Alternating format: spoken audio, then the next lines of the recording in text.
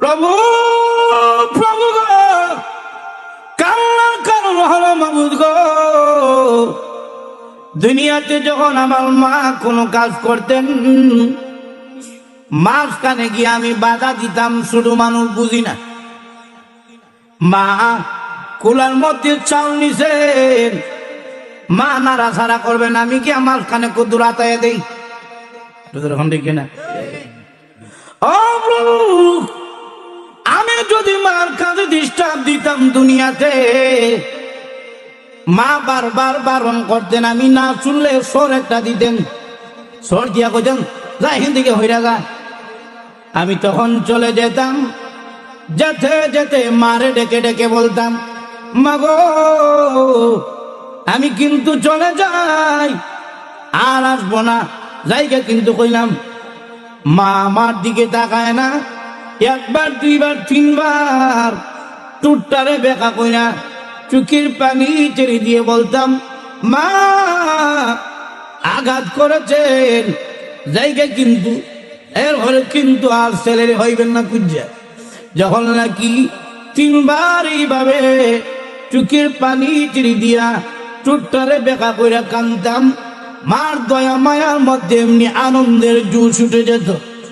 ও প্রভু, আমার মা ওই সময় আমার কাছে চলে আসতেন, আয়া সন্তানের বুকের সাথে জড়াইয়া সন্তানের কুলের মধ্যে তুলে নিতেন, কুলের মধ্যে নিয়ে গাল বেকা করে কাঁদছিলাম, চোখের পানিগুলো মুছে দিতেন, আর বলতেন ছেলে কান্দিস না, আমি ওয়াদা দিলাম আমি মা তোকে আর মারবো না।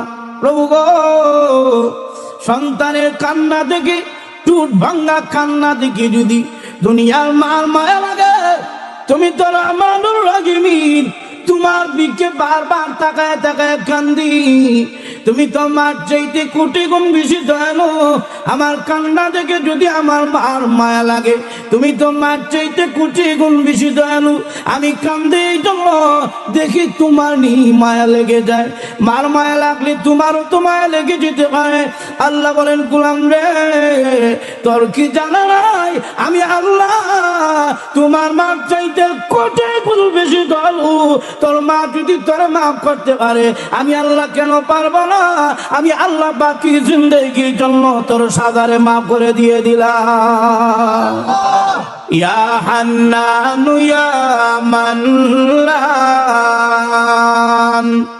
ইয়া হান্নানু ইয়া মান্নান। হান্নান আর মান্নান এটা কার নাম?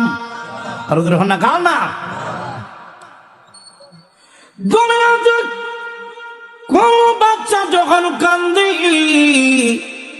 মা বাবার এত মায়া লাগে না, কিন্তু যদি বাচ্চা মা মা বলে কান্দে, আম্মা গো বইয়া কান্দে, তখন দেখবেন কানলে এত মায়া লাগে না, কিন্তু আম্মা গো কইয়া কানলে মার কলিজার মধ্যে গিয়ে ধাক্কা লাগে। আর তখন দেখি না আল্লাহ কাফিররা জাহান্নামের মধ্যে গাধার মতো চিল্লাবে, আমি আল্লাহর মায়া লাগবে না। কিন্তু মুমিন যখন ইয়া হান্নানু ইয়া মান্নান বলে কানবে, আমি আল্লাহর কুদরতি অন্তরে গিয়ে তখন ধাক্কা লাগে। জাহান্নামের ভিতরে গিয়ে তাকায় দেখেন কোন নবীর উম্মত নাই, নবীর কোন উম্মত নাই। হঠাৎ করে গুন গুন গুন গুন সুরে আওয়াজ আসতেছে, পরিষ্কার বোঝা যায় না, আস্তে আস্তে আওয়াজ আসতেছে, ইয়া হান্নানু ইয়া মান্নান। সুবহানাল্লাহ। অথচ রাসূলের হিসাবের বাইরে। জিবরাইল গেলেন, কি রে হিসাবের বাহিরে দিয়ে একটা রয়ে গেছে। কিন্তু জাহান্নাম এমন একটা জাহান্নাম যেখানে শুধু ছায়া ছাই, সব ফিরে শেষ, মানুষ তো দেখা যায় না। জিবরাইল গিয়া তাকায় দেখেন সালির একটা স্তূপ দেখা যায়, এখানের মধ্যে হাত দিলেন, হাত দিয়ে তাকায় দেখেন হুইরা একেবারে কঙ্কাল হয়ে গেছে।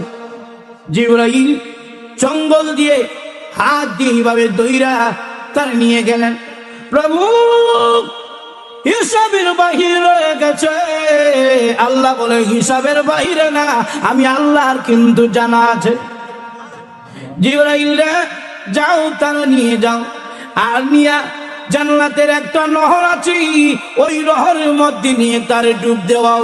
জিবরাইল নহরে ছেড়ে দিলে, আর নহরের মধ্যে যখন নাকি ওই লোকটা ডুব দিল, 16 বছরের যুবক হয়ে ওই যুবকটা উঠে যাবে। এরপরে মহান আল্লাহ ঘোষণা দিবেন, যারে বান্দা আমি আল্লাহ তোরে জান্নাত দান করলাম। জিবরাইল বলে, প্রভু আপনার বন্ধুর রোজা তো চিরা যায় না। ইসরাফিল ফু দিয়ে তাম পৃথিবী ভেঙে ফেলেছে, সব কিছু সমান হয়ে গেছে। কোথায় বাংলাদেশ আর কোথায় সৌদি আরব, কোথায় আমেরিকা আর কোথায় ভারত পাকিস্তান চিনা যায় না, কারণ সব বরাত হয়ে গেছে নদী নালা জাহাজ। প্রভু গো, আপনার বন্ধুর রওজা মুবারক চিনা যায় না, কিভাবে আপনার বন্ধুর রওজা মুবারক চিনব? জিবরাইলকে আল্লাহ ডেকে ডেকে বলবেন, জিবরাইল রে, আমি আল্লাহর আরশ থেকে নিয়ে ডাইরেক্ট জমিন পর্যন্ত যেই নূরের লাইট জ্বালানো আছে, ওই নূরের লাইটের নিচে আমার বন্ধু শুয়ে আছে। জিবরাইল আলাইহিস সালাতু ওয়াস সালাম নবীজির রওজার কাছে যাওয়ার আগে হযরত ইসরাফিলকে সাথে নিবেন। এরপরে ইসরাফিল সাথে যাবেন, জিবরাইলের সাথে 70,000 ফেরেশতার সাথে যাবেন নবীজিকে সম্মান দিয়ে তোলার জন্য। নবীজির রওজার চতুর্দিকে গিয়ে ফেরেশতারা লাইনে দাঁড়ায়া যাবেন এবং জিবরাইল বলবেন, ইসরাফিল আপনি নবীজিকে ডাক দেন। বলে, আমি কেন ডাক দিব? বলে, ডাক দেওয়া, সিংহায় ফু দেওয়া হলো আপনার কাজ, আপনি নবীজিকে ডাক দেন।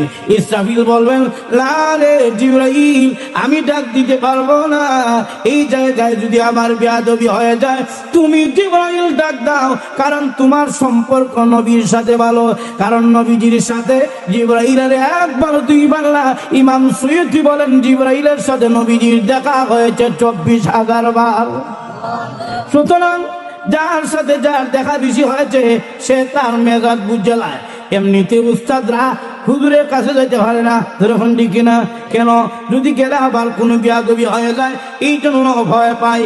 আবার কিছু ছাত্র আছে, হুজুরের খাদেম খানা দে, এর ঘরে কাপড় ধুইয়া দেয়, বাজার থেকে ছানাস্তা এনে দেয়। এরকম ছাত্র যখন হুজুরের খেদমত করে, হুজুরের সাথে একটা ভালো কানেকশন হয়ে যায়, হুজুরের মন মেজাজ বুঝালায়। এই জন্য মাঝে মাঝে হুজুরের খানদানি থেকে নিজে ভান খায়ালায়। আর ধরুন কিনা, কেন? বলে, হুজুরের মর্জি মেজাজ আমরা বুঝে পেরেছি। জিবরাইল রে, আমি ইসরাফিলের তো নবীর সাথে তো দেখা হয় নাই, সম্পর্ক হয় নাই।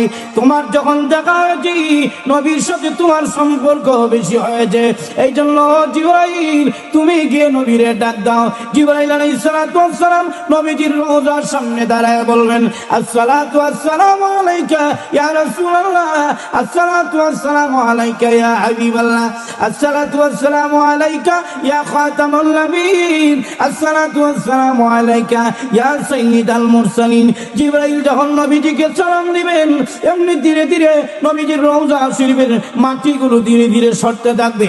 আল্লাহর নবী তাকায় দেখবেন, জিবরাইল কাপড় হাতের মধ্যে নিয়ে দাঁড়ায় রয়েছেন। আল্লাহর নবী জিজ্ঞাসা করবেন, জিবরাইল কাপড় হাতে নিয়ে কেন তুমি দাঁড়ায় রয়েছো? জিবরাইল বলবেন, আল্লাহর নবী, এগুলো হলো জান্নাতি কাপড়, আল্লাহ দিয়েছেন, আর আল্লাহ যারা দিয়েছেন আপনাকে যেন এই কাপড়গুলো দেই, আপনি রওজা শরীফের ভিতরে এই কাপড়গুলো পরবেন।